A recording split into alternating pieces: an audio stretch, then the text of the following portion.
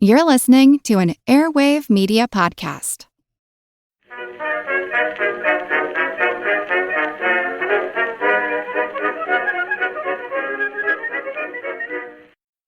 Hello everyone and welcome to History of the Second World War, episode 164, The Invasion of Norway Part 2, British and French Invasion Plans. This week, a big thank you goes out to Benjamin, Jeffrey, Hank, Fake Fur, and Bree for choosing to support the podcast by becoming members. You can find out more over at historyofthesecondworldwar.com/members. Germany would be the nation that would invade Norway in April 1940. But only because the British and French got cold feet with their plans to do the same thing. Their reasons were different. Instead of the German desire to invade and control the entire country to prevent it from being used by Britain and France, the Allied plan was built around the desire to slow the export of Swedish iron ore to Germany. But both nations, at the core of their plans, was one simple fact. They did not care what the Norwegian government or the Norwegian people wanted to happen. All of that was secondary. For the British and French leaders, there was another reason to bring the war to Norway. It would keep it away from France. Many of the discussions that occurred on the British and French Supreme War Council during the early months of the war were around how Germany's attention could be pulled somewhere, literally anywhere, to delay the expected attack into northeastern France. The goal was to take the pain, the suffering, the death, and the destruction that war caused and shift it to somewhere else and onto someone else. In this case, the people of Norway and Sweden, who had no say in the matter. Publicly, they would find other reasons for their actions. The stoppage of iron ore, the protection of Norway from possible Russian aggression, the assistance to Finland from Soviet aggression. But those were not necessarily the real reasons for the planned invasion. This episode will discuss those plans, why they would not put them into action, and then the state of British and French forces on the eve of the German invasion.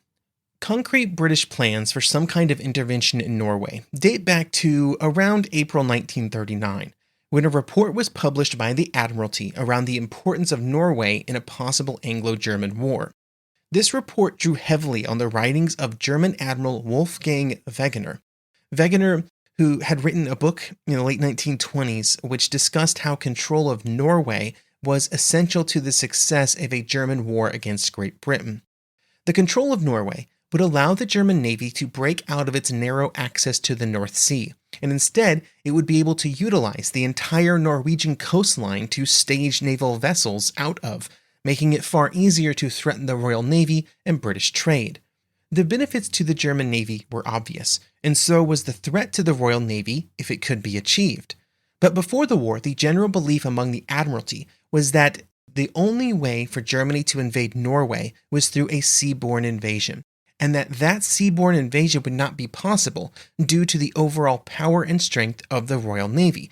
There was just a lot of faith in the Royal Navy to prevent it from happening.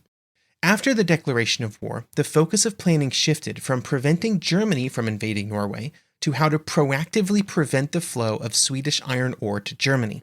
A key pillar of the British and French war effort in the early months of the conflict was economic warfare against Germany, and they believed that Swedish iron ore was absolutely essential to the German war effort. They did not have great information about what was happening in the German economy, but British economists estimated that if the flow of Swedish iron ore could be stopped for a year, it would cripple Germany's ability to wage war. They were wrong about this, but that's sort of beside the point. Initial discussions revolved around using diplomatic pressure on Norway to try and get them to stop allowing iron ore to flow through Norway and the Norwegian port of Narvik. But as early as September 18, 1939, Churchill, as First Lord of the Admiralty, would make it clear to his staff that if the diplomatic approach did not yield the proper results, then the next option would be to start violating Norwegian territorial waters to interdict the trade directly. During September, the plan that Churchill favored was the laying of British minefields along the Norwegian coast, which would obviously cause problems for merchant ships that were moving between Narvik and Germany. But this very passive approach to trade interdiction was not really Churchill's style, and so he and others at the Admiralty began to advocate for more action. This would be a common thread among all of Churchill's war plans in both world wars.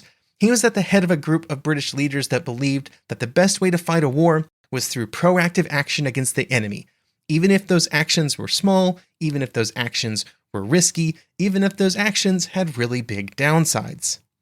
There would be no immediate action against Norway, though, but in November, the Soviet Union invaded Finland, which caused a new series of discussions about what should or should not be done about the overall situation in Scandinavia. The possibility of a British or French intervention in the conflict between Finland and the Soviet Union was discussed a bit back in their Winter War episodes, but to review very quickly, there were many discussions in late 1939 and early 1940 in London and Paris around what could be done to assist Finland more directly in its conflict.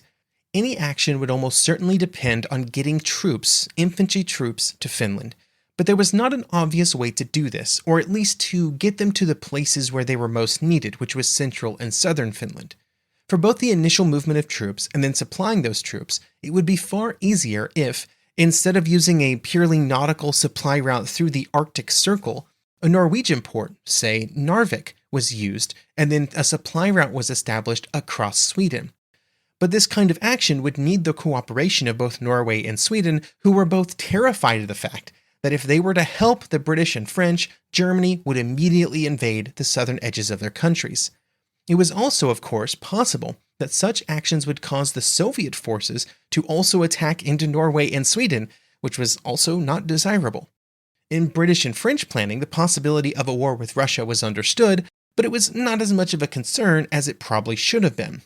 It would probably be too much to say that they didn't care about the ability of Soviet military forces, but the discussions that occurred and the recommended actions that could have been brought against the Soviet Union and could have brought the Soviet Union into the war on the side of Germany make it clear that in those discussions, both the British and French leaders drastically underestimated the impact that the Soviets would have on a war if they entered it.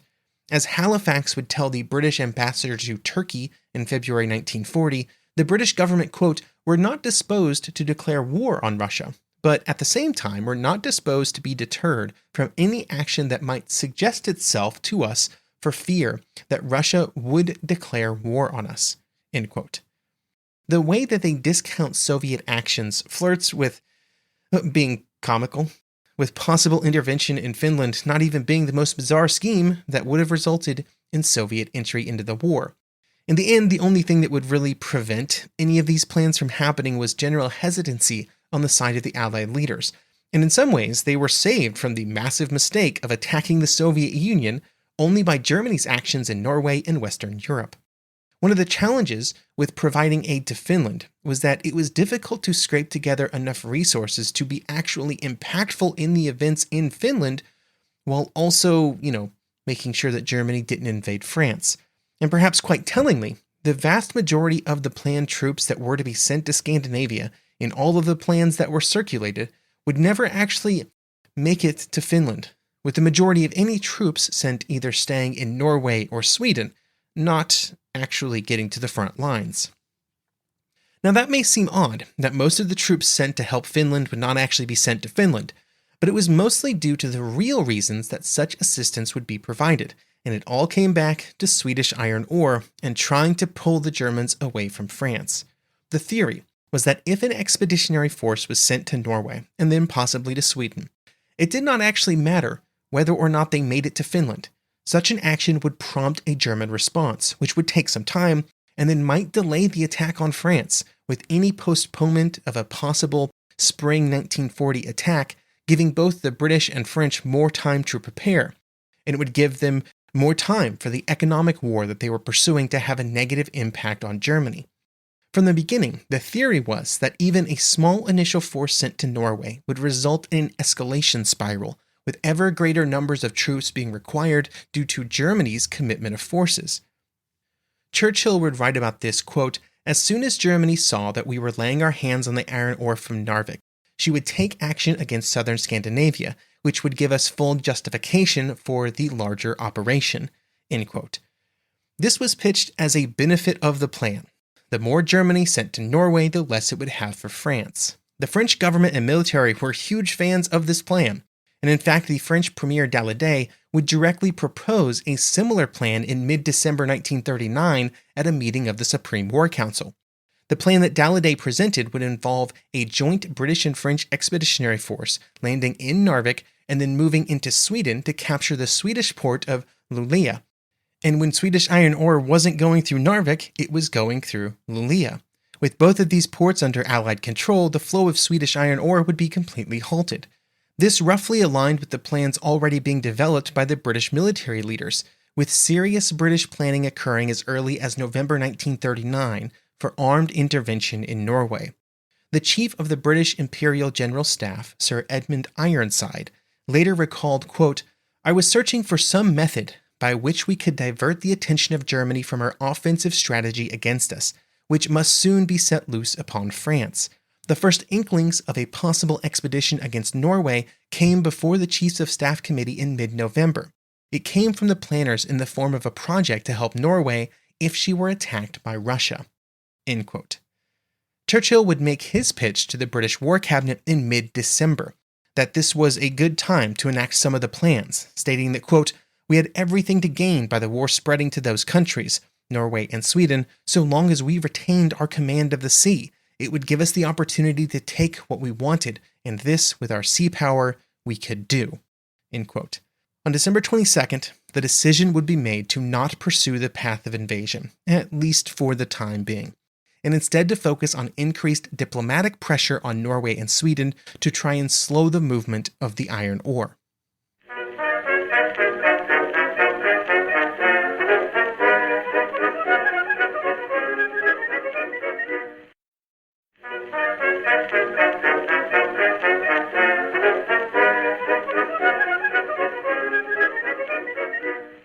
In the first week of January 1940, a diplomatic note was handed to the Norwegian ambassador in London.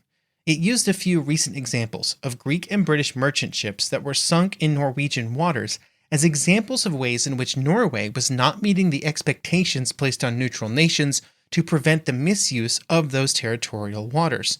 From the British perspective, this note was written to provide a warning to Norway and to prompt them into greater action against possible German intrusion on their waters. The Norwegian perspective was completely different, though, and they viewed the note as signaling a threat to their neutrality. One of the common tactics used by belligerent nations during wartime was to take tiny mistakes in accusations and then turn them into massive diplomatic incidents that they then used as an excuse for war. The Norwegians were concerned that this note that was just provided to them by the British government was the first step in that process. But in the immediate aftermath of the diplomatic discussions, the Norwegians did not actually have anything to worry about, because the plans for action against the iron ore traffic, either through invasion or mine laying, had been shelved. The reason that the actions were not pursued was primarily down to the concerns of British leaders that any action around Norway would lead to some kind of disaster. The decision to not pursue the invasion also came on the heels of a report provided to the War Cabinet in early January, which stated that if the expeditionary force was going to be successful, it needed to be far larger than previously planned. Instead of a few thousand men, the belief of the chiefs of staff was that it would require 2 entire infantry divisions, a 10-fold increase in overall commitment. This larger unit size was almost certainly a more realistic expectation of what an expedition into Norway would require, and as would be proven by later actions, the British and French militaries were at this stage of the war not really organized enough to carry out large, complicated plans like what would have been required for a large expeditionary force into Scandinavia. The staffing experience simply did not exist, and it would take time for these skills and experience to be developed. The simpler mining plan did not have the same upside as well. It would have been very much executable by the Royal Navy. They had been laying minefields since the start of the war, but it would have destroyed relations with Norway without the same level of benefit of truly halting the movement of Swedish iron ore into Germany. This all meant that by the end of January, all plans for action that would have violated Norwegian neutrality were shelved, only to then magically reappear in late March. Unlike during the earlier discussions, things moved very quickly, and over just a few days in late March and then the early days of April, important decisions were made in London and Paris. The two governments would agree to move forward with plans to place mines in Norwegian waters to stop the flow of iron ore traffic. A few days before these mines were put in place, the governments of Norway and Sweden would be notified, and they would also be told that the British and French governments were taking this action because they believed that they had the right to stop the iron ore from reaching Germany. This note was originally planned to be sent on April 1st, and then the mining would start on April 5th. Although this time frame would later be slightly changed, and the note would be delivered on April 5th, and the mining would begin on April 8th. Along with this mining operation, the idea of landing troops in Norwegian ports also resurfaced, and was added into the plans for the mining expedition with very little conversation. This would include troops landed not just in Narvik, but also in the Norwegian ports of Trondheim, Bergen, and Stavanger, and with the plans for some of these troops to then move into Sweden. During the earlier rounds of planning and discussions, there had been endless conversations about these kinds of landings, and the commitment of troops had been one of the primary reasons no actions had been taken. And then in late March, they were just kind of thrown into the plan with very little conversation. On the British side, the expected German response to these actions was that they might take control of some areas of southern Norway to be used as maybe air and naval bases to hit back against the British and French forces. But at the same time, General Ironside recommended that the plans be made to withdraw 2 or 3 divisions from France, just in case there was a larger German response. A larger German response was discussed in a variant of the plans that was called R4. R4 would be activated if the Germans invaded Norway before the British and French arrived. As part of this plan, the same basic landings would be made, but their emphasis would be on maintaining defenses in the Norwegian ports in which they landed. The only offensive action would be in Narvik, with the goal of securing the railway from Narvik to the Swedish border.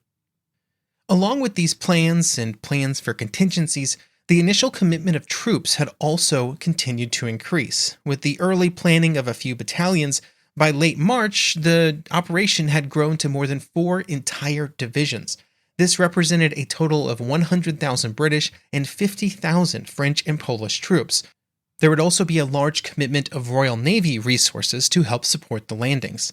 This massive increase in required troops had been part of the continued planning that had occurred among the military staffs during February and March, planning that had continued even after the decisions of January and December had been to not pursue any immediate action. That's what staffs do. They plan for contingencies, and one of those contingencies was for the plan to be reactivated, which it was in late March. The growth of the forces needed to complete an operation and how it grows over the planning period is kind of a common theme in military operations, with high-level plans sometimes making it seem possible with a small number of troops, but then that number grows as the plan becomes more detailed, until in this case, a few thousand turns into 150,000. But what seems evident in all of this planning is that many of the inhibitions of December and January were suddenly gone, even though the overall situation in the war had changed very little. Supporters of the operation like Churchill largely still supported it for the same reasons he had before, with Churchill saying, quote, "Once ashore, we should have secured a valuable prize, not only in the possession of about 1.5 million tons of iron ore, but also in our occupation of the harbor, which would be of the greatest use for naval purposes. Even if the railway had been sabotaged, our forces should install themselves securely in the port in the hope ultimately we might persuade the Scandinavians to give us railway facilities for a further advance." End quote. Now, while men like Churchill were now supporting the operation, the major difference was that those who had halted earlier efforts were simply more muted in their concerns and less firm in their resistance to the idea in late March when compared to the earlier months. And so, without any push against the plan, those pushing for actions in Scandinavia suddenly got their wish.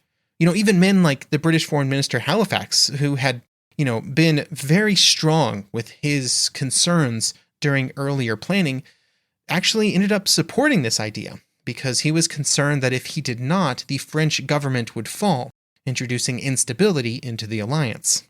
With a plan of action agreed to, at 7 p.m. on April 5th, another meeting would occur between the British and French embassies in Norway and representatives of the Norwegian government. The reason for the meeting was for the delivery of an official note from both the French and British governments. The note claimed that the Norwegians were under too much pressure from Berlin and were no longer able to act independently, as they should be able to as a neutral nation. The note went on to say that the governments of Britain and France could no longer tolerate the movement of war-critical supplies to Germany from Scandinavia. Then, to quote a bit of the note, it was to, quote, notify the Norwegian government frankly of certain vital interests and requirements which the Allies intend to assert and defend by whatever measures they may think necessary, end quote.